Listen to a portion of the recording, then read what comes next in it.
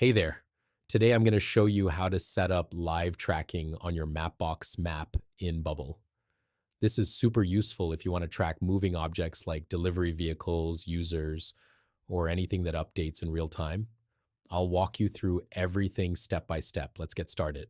First, we'll install the plugin, open your Bubble application. On the left side, click on Plugins, then click Add Plugins.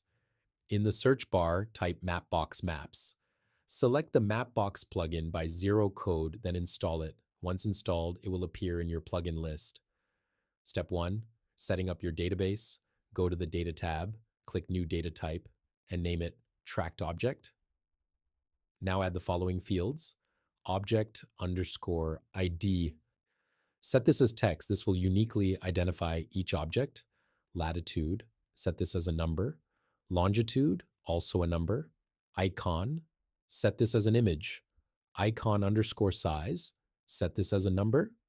Once that's done, your database is ready to store live tracking data.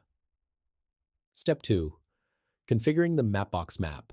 Now switch to the Design tab, search for Mapbox Maps element, and drag onto your page. Click on the map to open its properties. Now configure the live tracking settings. Set live tracking type to tracked object. Set live tracking data to do a search for tracked object. Set live tracking ID to object underscore ID. Set the latitude and longitude fields. And finally, set the icon and icon size. This tells the map how to display your tracked objects. Step 3, starting live tracking. On our design page, we can add two buttons, one for starting the live tracking and another to end it. Note that these actions can run on page load as well. Now on our Start Live Tracking button, start a workflow, then add an action, add live real-time data Mapbox map, set the interval to 2000 milliseconds. That means your map updates every 2 seconds. Step 4, stopping live tracking. To stop tracking, create another workflow triggered by a button, Stop Tracking button.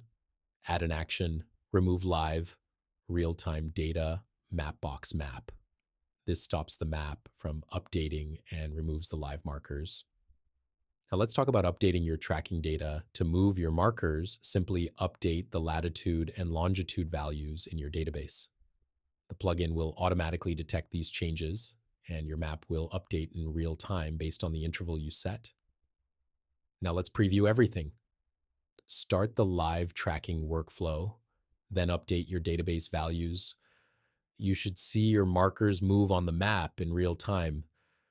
You can also test stopping the tracking to confirm everything works as expected. One quick thing I want to point out here, when you use the live tracking action, you might notice in preview that the map doesn't always focus exactly where you want it to, especially if you're expecting that smooth zoom into your tracked object. So to get that effect, what we're going to do is add one more action right after starting live tracking. Head over to your Workflow tab, and right after the Add Live Real-Time Data action, add another action. This time, select Fly To from the Mapbox element actions. Now for the latitude and longitude, don't just leave it empty. You want to bind this to your database. So you can reference your tracked data. For example, you can use the first item or the last item from your search, depending on your use case. Once you set that, what this does is it forces the map to center and zoom into that location, giving you that smooth focus effect you saw in the preview. And that's it. Now your live tracking not only updates in real time, but also keeps the user visually locked onto the right location. You now have a fully working live tracking setup on your Mapbox map. Your markers update dynamically, and you can start or stop tracking anytime.